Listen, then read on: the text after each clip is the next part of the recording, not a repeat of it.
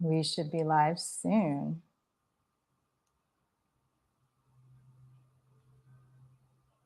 Hey, Michelle. Hey, Jay-Z. How's your day going? Well, excited that it's looking like the strike is ending. Oh, can you tell me more about the SAG and Hollywood strike? I am mostly a commercials actress, and the commercials, we don't have as much power in Hollywood as the film and TV actors. And it was the film and TV contracts and movies that was in play for this strike.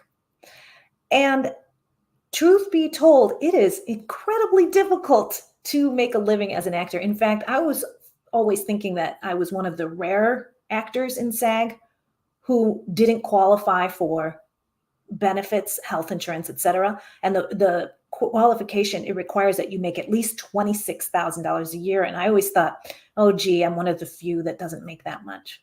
And it turns out that 80% of SAG actors do not meet the requirements for health care, which means they don't make, or they're all making $26,000 or less. So it's already incredibly difficult. And then with the contract and all these actors doing these streaming shows, instead of giving us royalties like we received on TV and film, they weren't giving any kind of royalty. They would just pay you for the day or pay you for the contract, but not give you residuals when it would play again and again.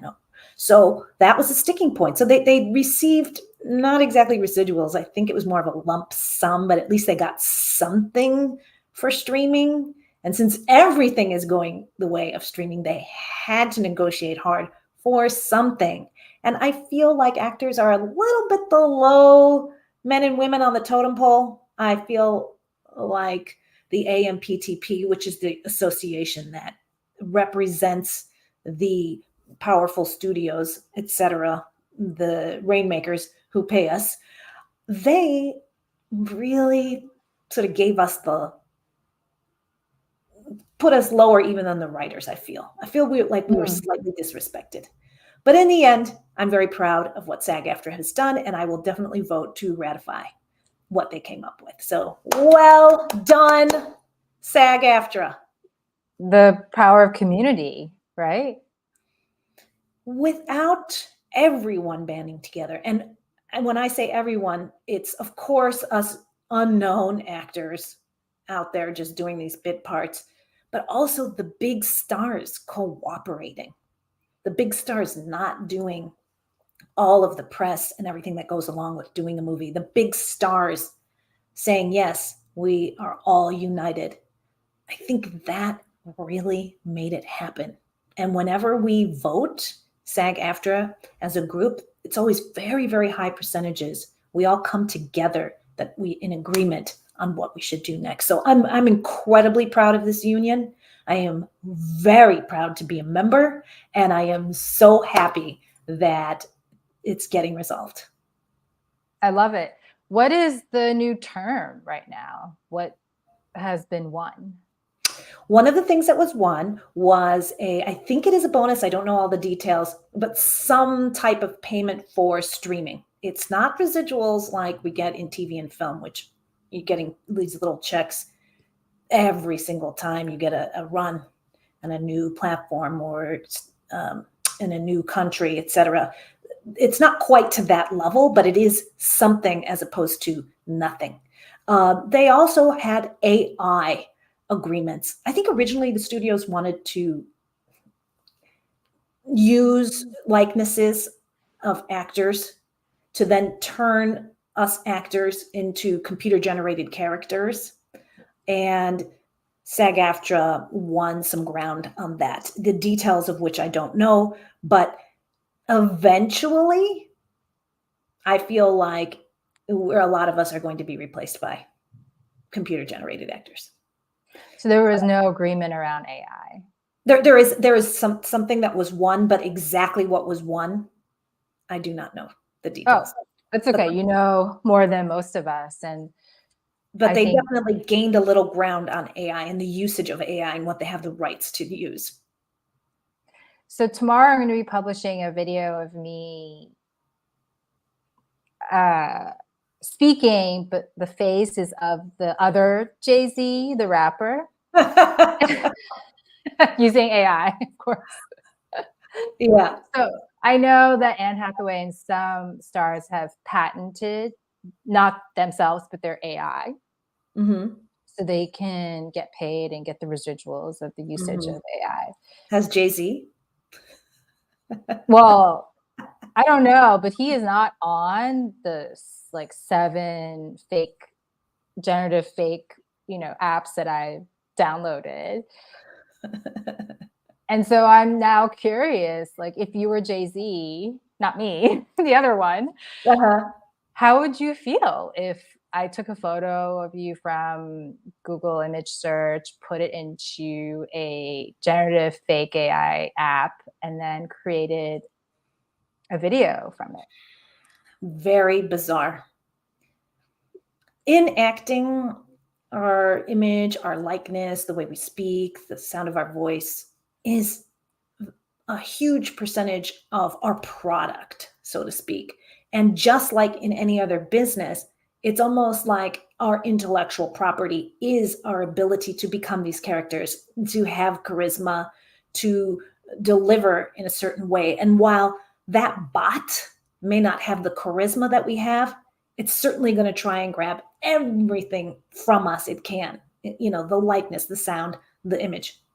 And so to take the intellectual property rights away by allowing anyone to use it and allowing anyone to say what they want would be incredibly scary. If I was a celebrity, I would do everything in my power to protect that. It's not only intellectual property, but then it gets into defamation of character, because what if somebody uses that deep fake to say something crazy that you don't believe in?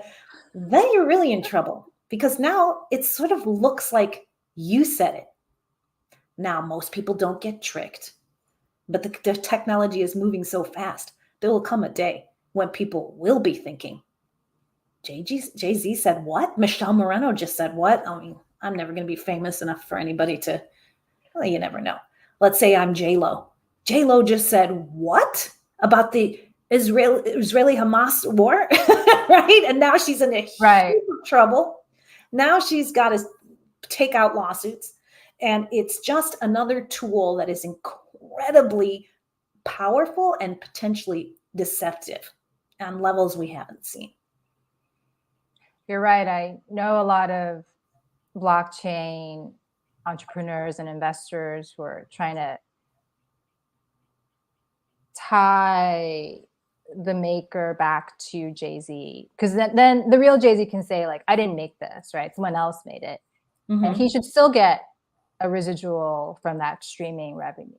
So even if he says, I didn't make that, he should still get paid, right? Mm-hmm. For his likeness.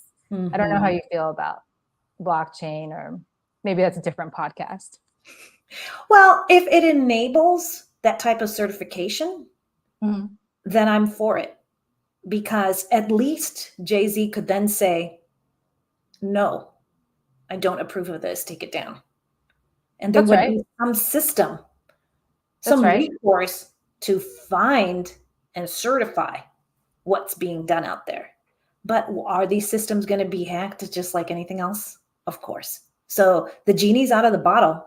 And if blockchain is going to help protect people's likeness, artwork, works, intellectual property, etc., then it's going to be a tool that we're going to require. I hope so. It will definitely track. Yeah, I think it's really interesting and exciting time that, it's also we're in. It is exciting in many ways, because it's a new dawn and everything is going to change. Well, we'd love to see your reel, and preface it that if you use any part of it, Michele, you should tell Michele so she gets a streaming royalty, or at least, give her credit for her likeness. Please don't use it to say anything crazy. Here it is, my acting reel. And so I just hit it, or what? Oh, there it goes. Crosby, back to the piano. I may live in an apartment, but I still consider myself an American homeowner. American homeowner. God bless America. Okay, here I come. You were assigned a controversial topic, and you had to defend it, no matter how much you disagreed with it personally. Let's start with Beth. She has to defend female circumcision. Let's start out with something a little less intense. Be careful! Watch out! Be careful! Watch out! Whoa!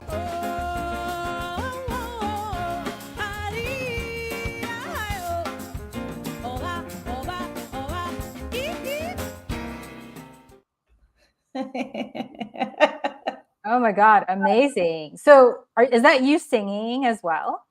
Yes, I'm also a professional singer.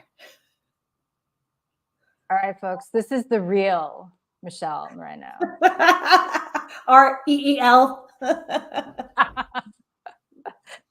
Well, if you're listening live from LinkedIn, Facebook, YouTube, or Twitter, please comment where you're listening in from and any questions from Michele. But I'll just get right into some questions until we see those comments pop up. So let's see, Michele, tell me, we talked about how your users for your coaching changed your career more into corporate communication. So, tell us about your journey as an actress, singer, and then how that became corporate coaching.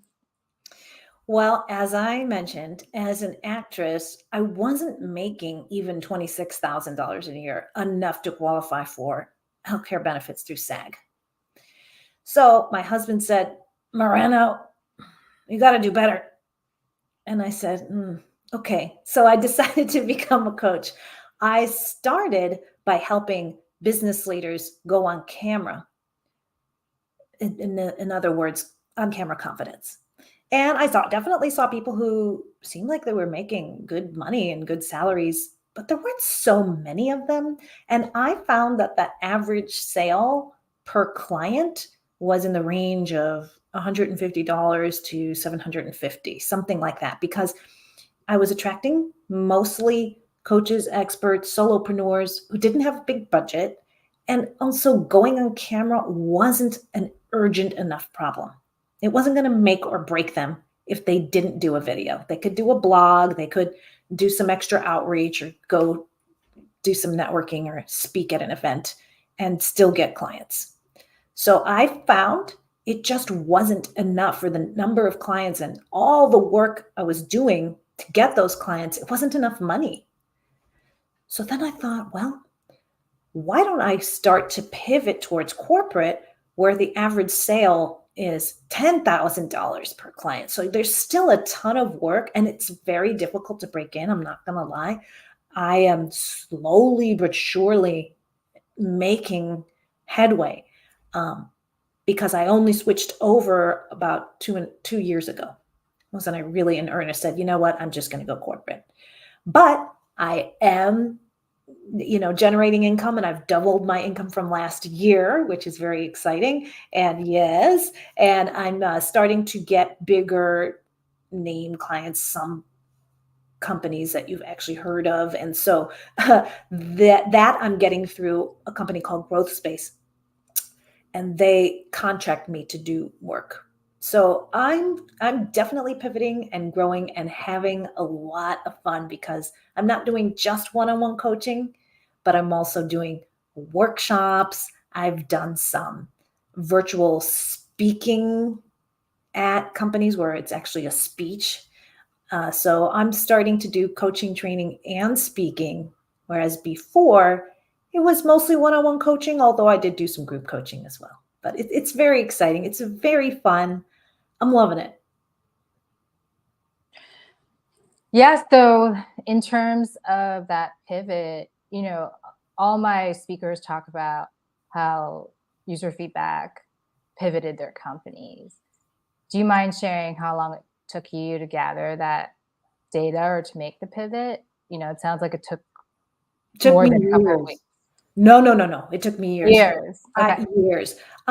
I always have been a singer and an actress. So when I first started, I was still singing and acting.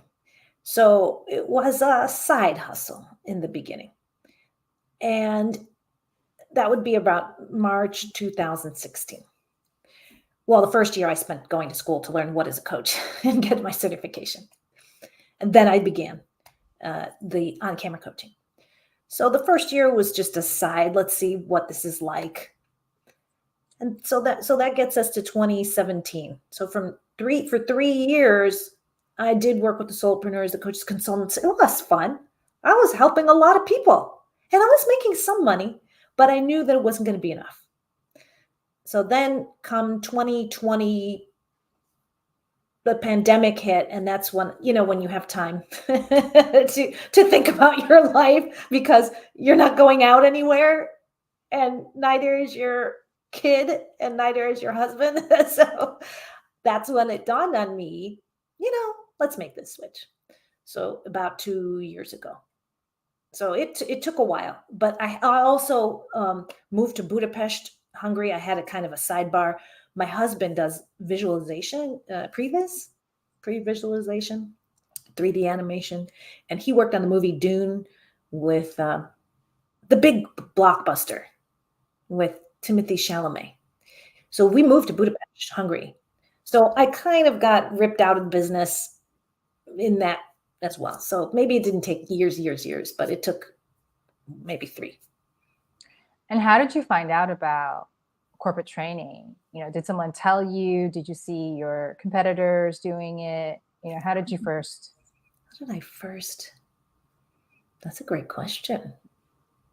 I think I saw Angelique Ruers, who is she's a coach who helps people break into corporate. I think I might have seen some type of webinar from her. And then from there, I got hooked up with a coach through the city of Los Angeles, through the SBDC, which is it's a council that gives you for free a coach to help you grow your business. And she's been amazing. She has been my mentor for 2 years. And it's when I hooked up with her, because she does exactly what I do: coaching, training, speaking at organizations. It was when I started working with her that I got the exact steps. She said, go right now, sign up for this organization. They're not going to pay you very much, but you're going to learn what you need to learn. So I went and worked for this company. I went out, I was doing workshops. They would give me the slides, they would give me the content, and I would present. And then eventually I realized I'm a communication expert. I don't need to just teach on camera confidence. I can teach public speaking. I can teach strategic communication. I can teach storytelling.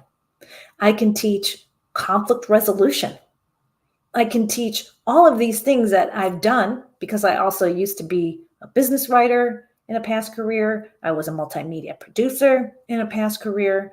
So I had a lot of knowledge. I didn't just come to the table as a singer actress. And so she's the one who pushed me, because I would say, but I'm not really an expert in leadership. And she said, didn't you used to work as a producer? And I said, yeah. And she said, isn't working in multimedia very difficult? Isn't it like herding cats? And I say, yeah, it was. Aren't you dealing with a lot of different kind of personalities and divas? And I'm like, well, yeah, but isn't that what everybody deals with? And she's like, these are incredibly tough industries, Michele, that you have been in. Do not discount your leadership skills. And I was like, really? You mean wrangling guitar players counts experience? Well, they're not wrangleable. So yes, that's great experience. So she pointed out that I was actually working in incredibly difficult industries like, singing, acting, entertainment, where there's even more ups and downs and even more types of personalities and conflict resolution that you have to go through.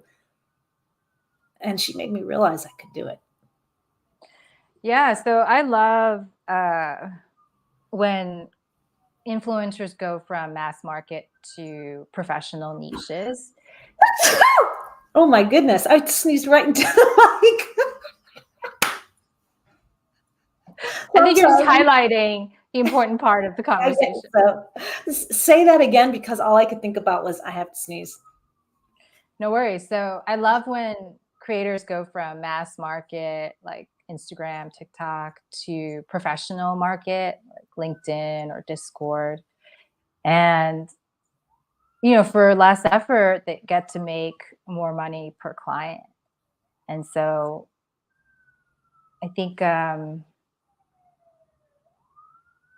those leadership skills, however, still apply, right? Like wrangling a big enterprise to make a decision, to get sign-offs from each department. Do you have a nugget of wisdom from wrangling guitar players that also applies to the corporate world? One of the first things is to become very interested about their lives and treat them as valuable human beings. I think especially in entertainment, a lot of people, artists, are looked at as cattle. So when you value their time, when you thank them for showing up, when you ask about how is your girlfriend doing, how is your mom, when you pay a little bit of attention to them as human beings and respect them, and you listen to people, it's the same in the corporate world. You have more influence.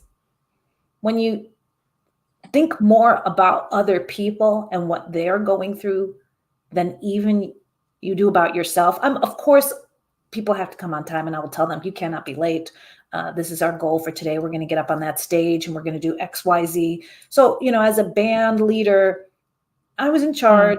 I told them what the goal was. But as soon as they knew that, once we've rehearsed and I knew that they would show up and do their job, I would really focus that extra time that we were hanging out or they were around. I would go out of my way to nurture them as human beings, to be a leader in their entire lives and to respect them and to listen to them. And I always had the same musicians year after year. I mean, I still have musicians after 20 years that I could call and say, will you come and do this gig with me? And they would say, absolutely, yes. Why? Because I treated them well and not like an expendable commodity. Absolutely. So everyone has pressures, right? No one's time is less important than someone else's. And whether you're juggling as a creator slash, mom slash shoemaker, or juggling as a VP with too many direct reports and a lot of strategic planning for next year, everyone is juggling. So treating them like a human being, you're saying, is how to always start. Well, and it also ties a lot into psychological safety, which it's a buzzword, okay? And a lot of people in corporate think psychological safety, that doesn't sound like anything that's going to improve my business metrics. But in reality, psychological safety is feeling safe to take interpersonal risks within a group. In other words, you feel like it's okay to bring up new ideas, to argue or not argue, to have a different opinion than the leader, to bring up your concerns, to bring up problems, to admit that you've made a mistake, and to try new things and make mistakes. Calculated risks. We're not talking about it's okay on my team to fail on purpose, but if you take a calculated risk, you're rewarded, and it's safe. It's a safe space even to be vulnerable emotionally. And so with that psychological safety, studies have been done to show that teams that have this sense of psychological safety outperform one that doesn't every single time. And this was discovered by Google because they had a project called Aristotle. And they said, research scientists, we want you to find out what makes the highest performing teams. And these researchers were stumped. They looked at every possibility. What were the team members' education? Did they hang out after work? Like every kind of metric they measured. They couldn't figure it out. And finally, psychological safety turned out to be the missing, and people having enough equal participation where everybody got to say, everybody's ideas were collected, and they didn't have one leader talking the whole time. That everybody contributed, either as a leader or equal talking time.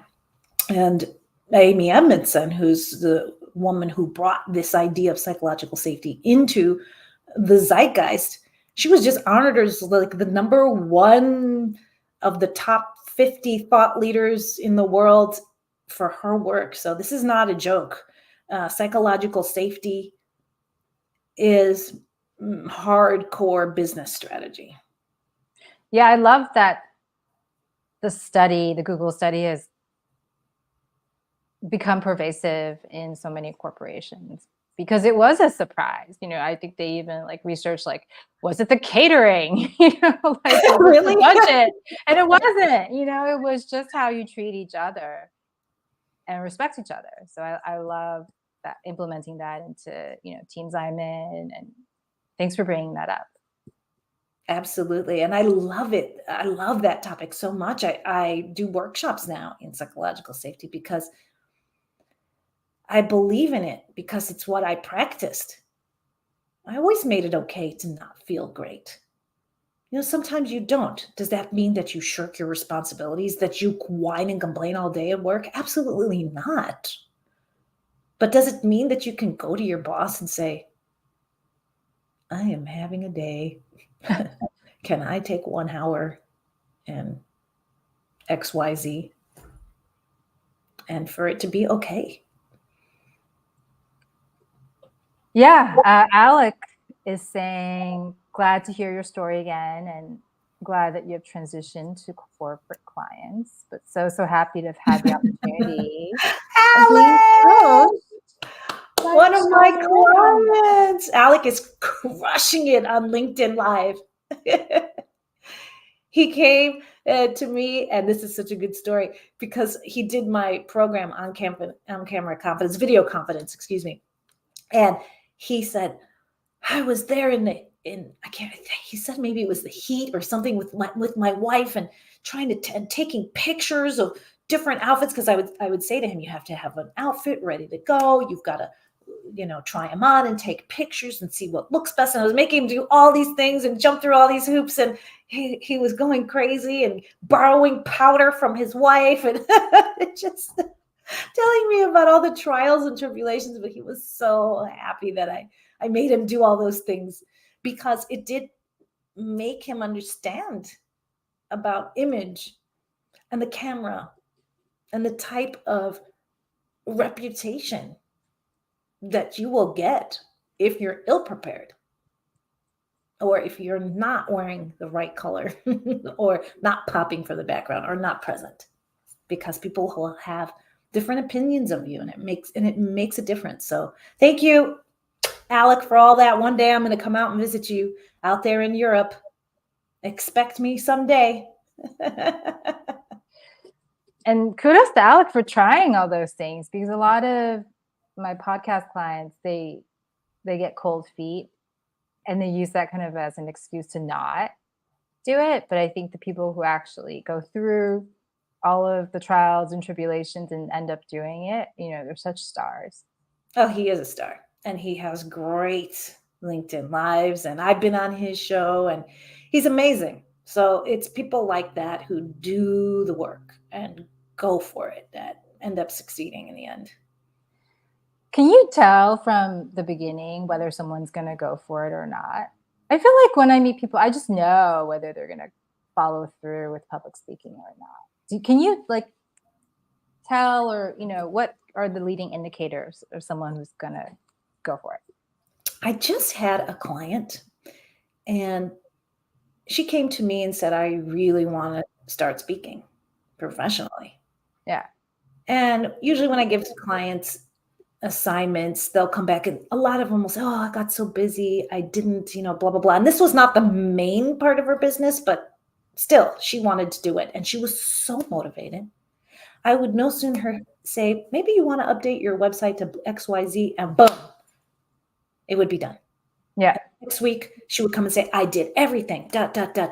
just like Alec. So, within maybe the first week by the action items that you've requested or suggested and what they do with your knowledge passed on to them and your strategy passed on to them, or your insights, or just even the space that you give them is one part of the coaching, is not really telling people what to do, but just providing the right space and asking the right questions. That most of the time, that's all you need to do. But I also offer consulting. I also actually give people strategies and tips. Like, I'm a combination coach / consultant strategist, because I also believe that why not use some of my knowledge and stop reinventing the wheel. So I do a combination. But she was so on it, just like Alec, just boom, done. No time wasted. So I would say within the first week of that, first working with somebody and then seeing that they've come back with all their things, they're going to go for it. And they're going to be successful. It's so inspiring, right? It's just like light to fire for everyone. It's beautiful. Oh, yeah. I felt like I was learning from her. Yeah. Yeah. All right. Well, let's show some of your training. So, yeah. Do you want to talk about or show the deck? Should I put that on the stage? I just got this crazy Epson software updater. So I have to do you want this map to make changes to your device? No. Okay. There we go. So yes. So why don't I, can you see all the slides? One by one. So do you see that? Yeah. Oh, okay. So this is my 1-minute business story framework. And I am going to be in Forbes magazine soon with an article about this framework. Yes, it's very exciting. My first time in Forbes.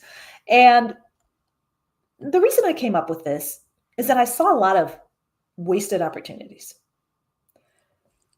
I see a lot of people launch into a business story or launch into a story in a business setting, and either it's way too long and it's too hard for me to track what's important, or they just tell about a vulnerable moment, but they don't really change into that winner who ends up with great results. So it's kind of like a half story that just makes me like them because, they've shared something. So they've made themselves vulnerable. And so it makes them more credible because I'm likely to believe what they're going to say next. And I like them more because they're more relatable. But then they don't end it with some type of great result where they transform into a resilient winner. And then that kind of leaves me feeling like, do I totally trust this person with my money? Or my time? Because I don't know. Are they going to leave me in their mess? Because they just left me in their mess right now. I felt like there were two ways that people just their stories were too long and they were leaving me in their mess. So I decided to come up with a framework that was really simple, because in a business setting, if you use the problem solution framework, it's really, really easy to format your stories into something succinct. And if you start in the middle of the problem instead of a really long setup, which is what most people do, they say, I was working at this company and a lot of people were complaining about our air conditioning systems, but we figured it was just because it was summertime. And then it turned out that bubble, and they go into this whole long backstory when the most urgent problem that matters to the story is that the boss was going to lose the big client. So you don't have to tell all that backstory. You just have to get to the part where the boss is about to lose the big client. Start in the middle of that big problem. So our air conditioning company was about to lose its biggest client. My boss was white as a ghost and said, "What should we do?" That cuts that whole minute out. So now you have a full minute to tell the rest of the story. Describe how you tackled it. Well, we realized that we were going to have to fix our app within 2 weeks. So what did we do? We assembled this cross-functional team. We got some reinforcements from our Thailand office, and we were able to fix the app and get back the client. And that year, that client actually increased, we increased sales with that client by 20% because he was so blown away by how we fixed the problem. So the other thing that you can do is include that data point to make it stronger. Because in a business story, you don't want to overwhelm people with data, but you want to cherry pick a little data point that shows that you actually got some results, and then end with your purpose. So, and that's why I believe that I will be a great candidate to lead this next team. I know it's a promotion. I know you may think that I only have 3 years in this department, but because I was able to assemble that team, I know my leadership skills are there and I can do it. And that would be the purpose of the story or the message. So that's my framework. And I do have a PDF that you can get with some common business purposes for telling the story, as well as an example. But that's basically my framework for a short but strategic business story. I love it because 3 out of the 5 bullet points are about the result. And so that's what you're saying, is that people leave you in the mess instead of giving you the result, the data point, and how it's connected to someone else's mess. Is that what you're saying? Well, what I'm saying is to make it short, make sure that you describe the problem, but don't take too long to describe the problem. Get into how you tackled it, because then that shows you and your skills or your product. That shows the best of your product, or whatever reason you're telling the story. Sometimes you're telling the story to promote yourself, to be in a higher position. Sometimes you're telling the story because you want your initiative to get approval from higher ups. So you're going to maybe emphasize the data points a little bit more. Instead of one data point, maybe you describe 2 different data points, or some other evidence that this initiative is working. You know, here's a little video from John in our Ohio office as to what this initiative did for him. So maybe you make that part of the story. So there's different things you're going to emphasize, but I think just one of the biggest mistakes I see is that people take way too long setting it up, when they should just get to shortly describe the problem and get more into the other areas of the story, so that it doesn't go on for 5 minutes. You can get it done in 1 minute or 2 minutes. I love that, especially the part about someone else giving you a testimonial for,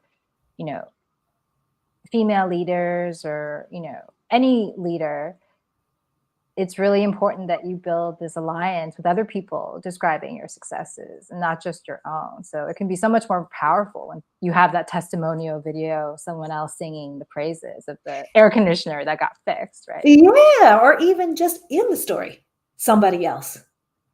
When John at ABC said to me, "You have done more with a $100,000 budget than other people I've given $10 million to." Well, that was music to my ears, because we knew that we had a great, efficient system in place. So now you're really bragging. Bottom line, you are bragging right there and then in that moment. You're selling your service, or whatever the case may be. But does it really sound like that? No, it sounds like part of a story. Like you're talking about some character who was grinning from ear to ear, and then he said to me X. And that's why we believe that our super efficient production system is going to save you in the end. I love it. Why do you think people get so stuck in telling the beginning? Why don't they fast forward?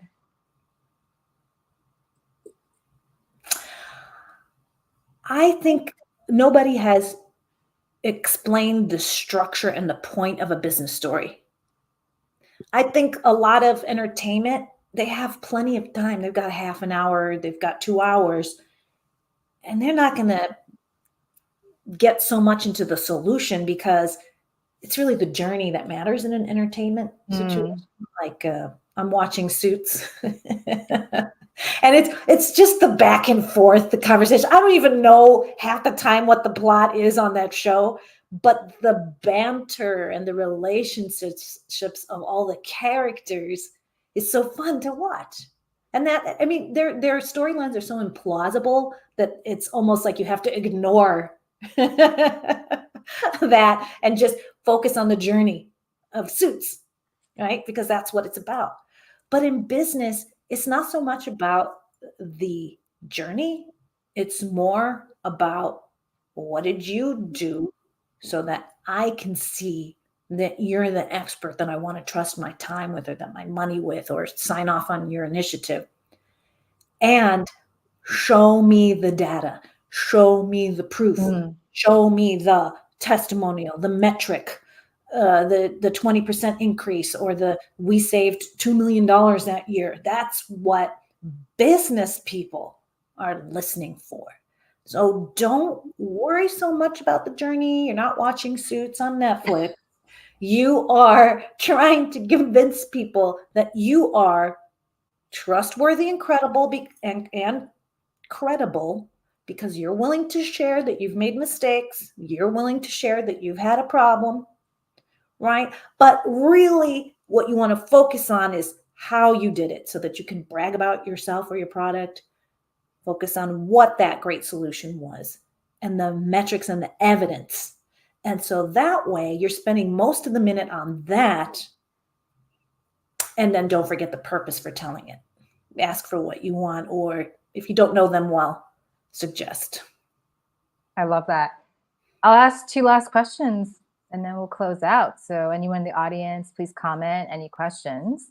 So the second to last question, Michele, is the Forbes article. Did that come through networking, or how did you land that? Okay, so I am a member of the Forbes Coaches Council. It's an invite-only membership. And so I believe that it happened because of LinkedIn. Because one day, you know how LinkedIn will show you who's been peeping you? How did you get those messages? Well, see who's been looking at you. And I saw Forbes, and I'm like, what is that about? And then I was able to join. I think it's because I was so focused on this pivot. And I knew that to pivot to corporate, I had to get some type of presence on LinkedIn as a social media platform. You can get clients in other ways. You don't have to do it through social media, but I love social media and I love making videos and I love writing. I used to be a writer. I used to write for Tom Peters, who was the co-author of a huge book called In Search of Excellence. And he was a huge business guru in the 90s. Huge. And I also wrote case studies for Guy Kawasaki, who is a very well-known Silicon Valley writer and influencer. Huge. He's also huge. And as I was writing for them, it was almost like going to business school. So I love writing and I know I can do it. So I started writing on LinkedIn and I started doing the content that related to more to what corporate people are thinking. And I believe that that is the reason that I got picked to be on the council, because they saw my writing. Also, the other reason is that I won an award from Growth Space, which it's a talent development platform, and they really match companies with coaches. And they have, I want to say, more than 1,500 coaches on their platform. And only 100 of us received a 4.5, or a couple of hundred of us, I'm not exactly sure, but a very small percentage received a 4.5 out of 5 rating or higher. And I won because of my 5 out of 5 star rating, which got knocked down to 4.82 because somebody gave me a 4. So I am no longer 5 out of 5, but I was. And I think because of that, Forbes Coaches Council, they really focus on key metrics. They want to know, are you making a credible business impact. So because of that metric and because of my writing, I got into the council. It's a membership. And as part of that membership, you can contribute articles. Amazing. So it was a mixture of networking in person. I know you and I met through the Stanford Alumni Network, but also on social media on LinkedIn. Yes. And making content as a creator. Yes. So because I love to write, because I love to make content, and because I'm good at it, I'm not going to lie. It's people read my posts, people react. I have very good metrics on that. It's because of that presence, because of the past writing that I did in a former career way long time ago. We're talking about 1993 and 1994, 95, 96. That's when I was a business writer. So this was before I was an actress and singer. Because of that background and because of the metric, the rating. Because of the 5-star metric and all the LinkedIn posts and views. That's what got me in. Amazing. Well, I think this is going to be our outro. So what can we all do to help, read the Forbes article or message you a question? Like what are all the things we can do? If you hear of any organization that needs communication skills training, think of me. I'm an expert in leadership communication, storytelling. I have a workshop on emotional intelligence, psychological safety, and more. And if you'd like a copy of the PDF with the 1-minute business story framework, just send me a DM and I'll send you the opt-in page for that. Awesome. Well, everyone DM Michele and hire her. I think then we'll just wrap up. So I'll just wrap up by saying that please sign up for my new Substack. It's founderdesignThinking.substack.com. And I'll see you all at the next podcast. Thank you, Daisy. No, thank you, Michele. We went from AI to corporate training. I feel like we've been all over. So thank you for letting me ask you some hard questions. Absolutely. All right, stay on the stream and we'll talk in a minute.